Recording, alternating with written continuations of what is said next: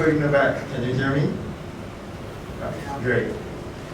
So let me start off by saying that since I was a kid, I was always fascinated by the way we communicate, by language. You see, I'm from Malaysia, and from where I'm from, we're no strangers to language. We have news channels in 4 different languages. Signboards and advertisements are in 2 or 3 different languages. When I was young, school was fun, it was great. But it gets a little bit confusing because on top of Bahasa Malaysia and English, we had a few other languages to choose from. So my question was, how do I learn multiple languages? How do I learn fast? I had a few ideas when I was young. Unfortunately, most of them didn't work out for me. However, this did encourage me to search for other ways to learn languages. From there, I got interested in information engineering and very recently indulged into the world of natural language processing. Now, natural language processing, put simply, is the study of turning the language that we speak, English, Japanese, Chinese, into something that computers could understand. It's really complicated stuff. So, this is a big problem, because at the smallest scale, computers can only accept 2 inputs, off and on, zeros and ones. So how exactly can you make a computer understand this? So we humans, we understand this because we have something computers don't have. The ability to think creatively. All we need to know is what sumomo means. All we have to know is what momo means. And by looking at this, we instinctively know what the whole sentence means. We humans understand context much better than computers. And so my question got refined to, how do we use what we have to learn multiple languages more effectively? So when I first started learning Japanese, I thought that I would never be good at calligraphy. Japanese kanji is hard. I'm sure everyone knows that. A word can have a million strokes. So last month, I picked up a brush for the first time in my life. So it's actually pretty straightforward. How do we learn languages more effectively? How do you learn languages more effectively? It's pretty straightforward. We look at people who succeeded. We look at what they've done right, and then we apply them. In other words, we imitate them. Now, when I say this, some of you may think that I'm not making any sense. Allow me to explain. So in 1930s, nobody believed that humans could fly. We don't have wings. We're heavy, we're clumsy at times. Except that we can fly because the wingsuit was invented. And in 1960s, nobody believed that this heavy chunk of metal, this train, could go faster than 100 kilometers an hour. Except in 1964, Japan did it with the Shinkansen. So what do I mean by this? What's the takeaway of all of this? We humans progress by looking at nature and applying it to technology. So the wingsuit was inspired by this squirrel right here. And the Shinkansen was inspired by the beak of this kingfisher. What we've learned from this is that all we have to do is look at what works and apply them to technology. Like how humans improved technology. Why not we look at people who already speak the language and use it to improve our own?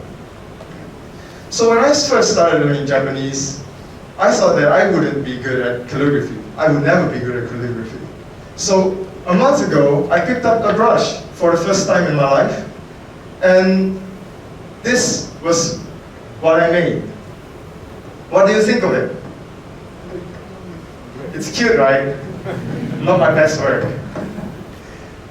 What if I told you that just by watching how others do it, you can get way better than this, than my first attempt? So if you mess up like I did, all you have to do is look at someone who's really good at writing. You look how they hold the brush, how much ink they use, how much pressure they put in a brush. You observe and you imitate, and in a week, you get a much better product. So this was my first attempt at calligraphy, and after practicing for a month, for a week, this was what I was able to do. Now what do you think? Thank you. So there are places that I could improve, but it's better, right? Let me say this again. Imitating works. Looking at what works and applying it is effective. So what exactly are the principles of learning a new language? Before I go into that, I would like to clear up some misunderstanding when it comes to language learning.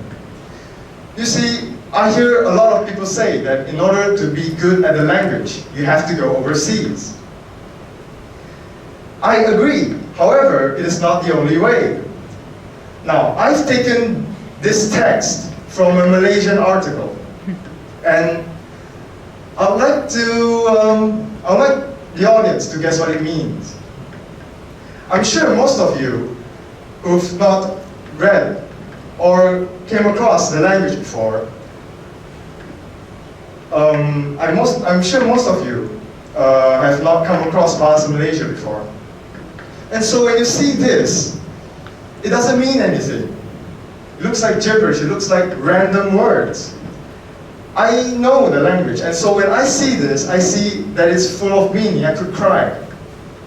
So my point here is, if you don't know anything about a language, and you just dive right in, surrounding yourself, going overseas will not work. There is nothing you can gain from this. Sitting in a car doesn't mean you can drive it. And so, immersion works. Going overseas works. But it is not the only way. It is not a necessary part of learning.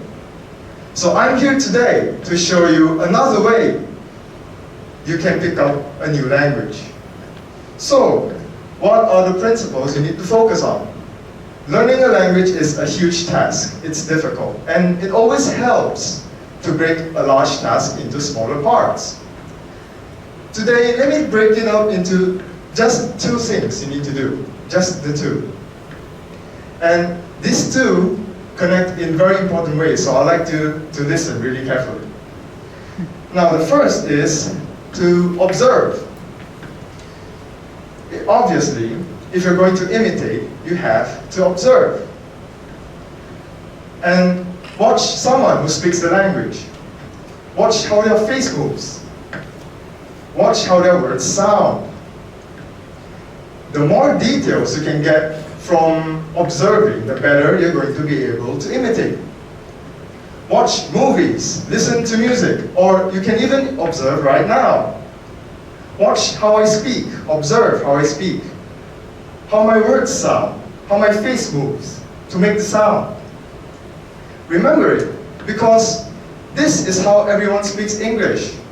When you think of English, you think of the words, the sounds that I'm making right now, right? So these details are very important in observation. Now, here's a problem. This English dictionary has 171,000 words. Oh my God. How do you remember? How do you even begin? Well, there's a solution for this. The solution is you don't remember all. In fact, you don't even have to remember most of it.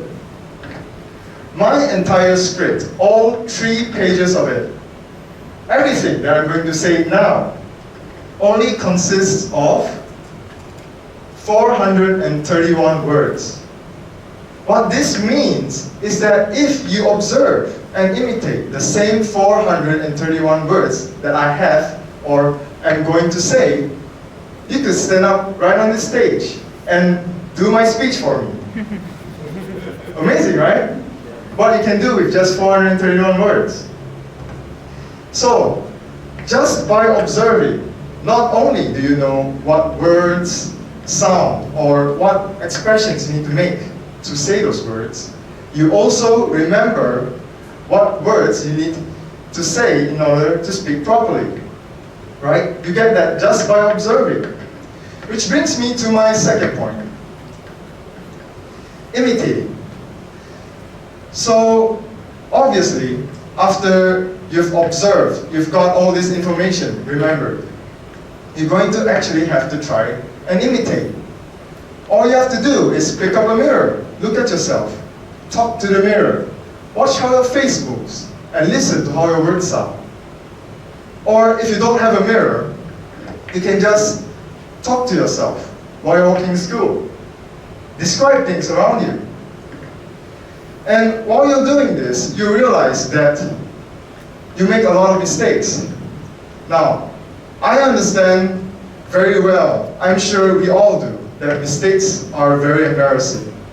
Look what I did just now. I made a huge mistake. I messed up my script. It's embarrassing. But I'm here to tell you that just because mistakes feel bad doesn't mean it isn't good. We all should make mistakes. A good English speaker like me can make a mistake as huge as I did 5 minutes ago. But with every mistake you make, you get closer to becoming a better speaker. In fact, if you're not making mistakes, you're not trying new things, you're not progressing, you're not improving. Making mistakes is a part of learning, and I've learned to remember my script better next time when I go on stage for my mistake, right? Which brings me back to my point. Imitating someone is great practice, a chance that we don't really have in Japan. Practice is important.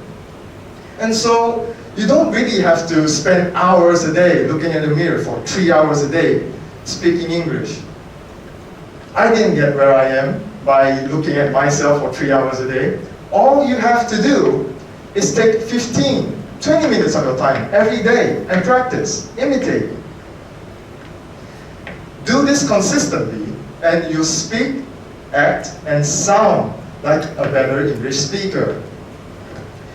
Remember that I told you that there was only 2 things you need to do? Well, I lied. There's actually 3. Now, the third one is actually the most important one, and I want you guys to listen really, really carefully. Are you ready? Yeah. So, the final secret ingredient is to have fun. Have fun learning a language. Watch new shows you never could before when you didn't know English. Watch it with friends. Listen to music and find new appreciation for the music. Use it to make new friends like I did during my time in Kosen. Use it to gain new experiences like we all did by attending this TEDx talk. And do all of this while you're learning the language. And before you realize, you'll be speaking much better than before, all while having fun. That, ladies and gentlemen, is how you acquire a new language. Thank you.